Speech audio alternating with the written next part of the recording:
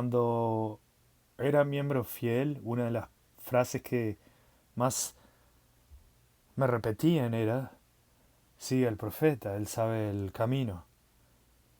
Pero con los años empecé a notar algo extraño. Los mismos líderes que me pedían obediencia ciega admitían que podían equivocarse. Entonces me hice la pregunta, ¿qué me cambió la vida? Si un profeta puede equivocarse, incluso en cosas importantes, ¿por qué debería seguirlo? ¿Por qué deberíamos seguirlo? ¿Qué piensan? Siempre se nos dice, según la iglesia, que los profetas, cuando hablan, es como si Dios te está hablando. O sea, son la voz de Dios en la tierra. Pero también se los describe como hombres falibles. Y este choque genera dudas profundas para miles de miembros. Tenemos muchísimas escrituras que hablan sobre realmente cómo vemos a los presidentes y profetas de la Iglesia Sud. Mosía 15:11, los profetas son boca del Señor. Doctrina y Convenios 1:38, sea por mi propia voz o por la voz de mis siervos es lo mismo. Ezra Taft Benson y sus 14 puntos para seguir al profeta en el año 1980. El punto 3 dice, aunque el profeta dé consejos que van en contra de tu razonamiento, siga al profeta. O sea, aunque vaya totalmente eh, lo opuesto, que sea lo opuesto a lo que vos estás pensando, igual, el profeta está siendo guiado por Dios, así que vos seguí lo que diga él. No importa que a vos no te parezca bien. Y después tenés el punto 6, aunque el mundo esté en contra, siga el profeta. Y en la cultura mormona esto se traduce en una obediencia casi total. Y tenemos muchos ejemplos prácticos. Por ejemplo, dejar tus estudios o trabajo por un llamamiento, casarse joven porque el profeta lo dijo, tener hijos sin considerar situación económica. Esto lo vemos lo hemos visto una vez tras otra. Y quizás cuando vos sos joven esto te da seguridad. Si el profeta hablaba, yo no tenía que pensar demasiado. Era como un atajo espiritual, o sea, simplemente obedeces y seguís adelante, nada más, sin cuestionarte mucho. Pero el problema surge cuando hay tantas equivocaciones tremendas, garrafales, errores proféticos, históricos. La prohibición del sacerdocio a los negros.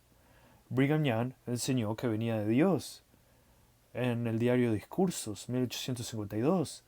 La iglesia ahora lo llama teoría de los hombres, en la declaración de 2013. Así de fácil, no más. Una teoría de los hombres. Miles de almas sin ordenanzas por un error humano, entonces. No podían entrar al templo, no era solo eh, no tener el sacerdocio, no podían tener las ordenanzas del templo. ¿Y qué pasa con la sangre expiatoria? Una vez más, Brigham Young metiendo la pata. Enseñó que ciertos pecados requerían derramar la propia sangre. En el diario Discursos 453. Hoy la iglesia lo desautoriza, pero en su tiempo era doctrina viva. Después tenemos la poligamia y el manifiesto de 1890. Primero dijeron que la poligamia era eterna y necesaria para la exaltación. Luego se prohibió para evitar la confiscación de propiedades. Entonces, ¿fue una revelación o una conveniencia legal? José Smith profetizó que el templo de Independence, Missouri, se construiría en su generación, Doctrina y Convenios 84, 4 al 5. Y han pasado casi 200 años y el templo no existe. Cuando descubrí estas cosas, y estoy seguro ustedes también, mi mente empezó a ir en espiral. Eh, una confusión tremenda con lo que habías aprendido y vivido y enseñado y creído a lo que era la historia real. Me di cuenta de que el patrón era claro, los profetas no solo se equivocan, sino que esas equivocaciones tienen consecuencias reales para millones de personas. ¿Y cuál es la respuesta apologética? El argumento de ellos es, y de los miembros. Los profetas son hombres falibles, pero Dios guía a la iglesia. Dallin H. Oaks, 2018. El Señor nunca permitirá que el profeta desvíe a la iglesia. Entonces esto crea un problema, porque si Dios nunca permitirá que desvíe la iglesia, ¿por qué permitió más de 120 años de racismo institucional? La defensa de obediencia, aunque esté equivocado. Por ejemplo, lo vemos en el Improvement Era de 1945, Spencer W. Kimball. Dios bendecirá al que obedezca aunque el líder se equivoque. Entonces esto justifica abusos, infantiliza la conciencia moral del miembro, convierte al profeta en alguien incuestionable. Aunque nos digan son humanos, se equivocan, sí, pero solo se equivocan eh, cuando realmente es algo, o sea, que la iglesia no puede cubrir de ninguna manera. ¿Entienden? Es otro tipo de coartada. Es cuando dijeron un disparate o enseñaron un disparate, una vergüenza, nada de pedir perdón. No, son teorías del pasado, son hombres y se equivocan. Oh, ok. Entonces, de nuevo, ¿para qué tener un profeta? ¿Para qué seguirlo? Razonemos por nosotros mismos entonces. ¿Qué piensan de las siguientes citas? Joseph Fielding Smith, Doctrina de Salvación, volumen 3. No hay seguridad alguna en seguir el consejo de un hombre que habla como hombre. Esto contradice el mensaje de sí el profeta siempre. Cuando dice un disparate, hablaba como hombre. Cuando dice algo que suena bien, es la voz de Dios, está hablando como profeta. O sea, de nuevo, la coartada perfecta, la excusa perfecta. Boyd K. Packer, 1993. No todas las verdades son útiles. O sea, da pie a hablar de cómo la iglesia selecciona qué enseña y qué se omite. Brigham Young, una vez más, Diario de Discursos 9, 150. Mis palabras serán la ley para este pueblo. O sea, un lenguaje de monarquía y genera tensión para el oyente. ¿Cuántas veces hemos escuchado decir que cuando el profeta habla, los demás nos callamos y ya no hay más? Nadie más puede opinar, se terminó la discusión. Toda la vida escuchamos eso. Si Dios es perfecto, ¿por qué su portavoz es tan imperfecto?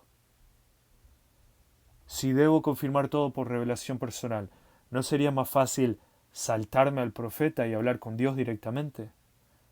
Si un profeta puede equivocarse en algo tan grande como negar el sacerdocio a millones de personas, ¿en quién más podría estar equivocado hoy? Porque recuerdan, los presidentes hasta hace unas décadas enseñaron que negar el sacerdocio era una doctrina de Dios, no era algo de ellos. Y tengo las cartas y se las he mostrado a ustedes si me siguen. Pueden ir a los posteos en la comunidad. Cartas firmadas por la primera presidencia, donde dice que es una doctrina de Dios. Entonces, ¿para qué seguir a estos hombres si son personas de la época, se equivocan, son falibles? Pero igual, sigámoslos porque ellos guían la iglesia y la iglesia está dirigida por Dios. ¿Entienden? Ese es el razonamiento de los miembros. Pero una vez tras otra podemos ver claramente al quitarnos la venda de nuestros ojos que han dicho cosas o enseñado que han sido sus pensamientos, que no han sido revelación. Aunque quieran decir o dijeron que venía de Dios, o que era doctrina, o que era revelación, eran nada más y nada menos que sus propios pensamientos y sentimientos. Pero eso es lo que me molesta. ¿Por qué no lo dicen? ¿Por qué no dicen, yo creo, estoy hablando por mi cuenta? No. Por ejemplo, en conferencias generales, cuando hablan, es como si fuera Dios el que te está hablando. Nunca dicen, esta es mi opinión personal. Siempre lo dejan ahí en el limbo, que los miembros decidan si realmente eh, es, es Jesucristo el que está hablando o es el pensamiento de ese líder. ¿Entienden? Entonces, como miembros, quedás como el profeta es la brújula moral absoluta. En seminario me enseñaron que la manera más segura de no extraviarme era seguir al profeta. Ezra Taft Benson incluso lo llamó el camino más seguro, en su famoso discurso de las 14 maneras de seguir al profeta. E incluso si va contra la opinión popular, contra la lógica, contra los líderes locales, el profeta tiene razón. En ese entonces, cuando era joven, eso me daba seguridad, era como tener un GPS espiritual. No importaba qué tan confuso estuviera el mundo, yo tenía a alguien que sabía el camino, o al menos eso creía. Pero entonces llegó ese choque con la realidad. Descubrí que esos profetas no siempre habían sabido el camino. Es una lástima, pero es así. Hoy en día ya no sigo a un profeta, sigo mi conciencia. Si los profetas pueden equivocarse, entonces yo también puedo buscar a Dios directamente. La verdadera fe no es apagar el cerebro para obedecer, sino usar el corazón y la mente para discernir. Quizás el mayor acto de fe que puedas hacer hoy sea atreverte a preguntar, ¿y si el profeta no sabe el camino para mí? Gracias por seguirme. Hasta la próxima. Chao, chao.